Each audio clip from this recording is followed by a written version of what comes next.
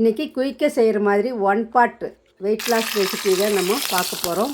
சுரைக்காய் கூட்டு. அதுக்கு ஒரு கப்பு வந்து பாசிப்பருப்பு எடுத்துக்கலாம். அது கழுகி ஊறட்டு கொஞ்சம் நேரம். தேவையான அளவு சுரைக்காய்கள் வந்து நம்ம கட் பண்ணி எடுத்து வச்சுக்கலாம்.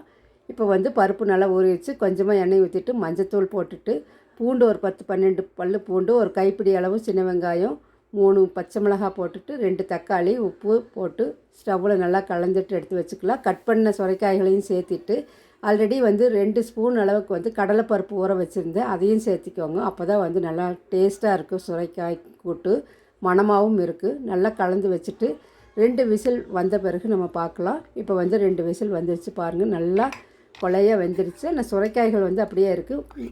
மத்தில் வந்து நம்ம மசித்து விட வேண்டியதில்லை. கரண்டிலேயே கலந்து விட்டால் போதும். அதுக்கு தாளிப்புக்கு எண்ணெய் ஊற்றிட்டு கடுகு, சீரகம், பெருங்காயத்தூள், காஞ்ச மிளகாய், கருவேப்பிலை இதெல்லாம் சேர்த்துட்டு நல்லா பொரிஞ்ச பிறகு நம்ம அந்த கூட்டில் சேர்த்து கலந்து வச்சா சுரைக்காய் கூட்டு ரெடி.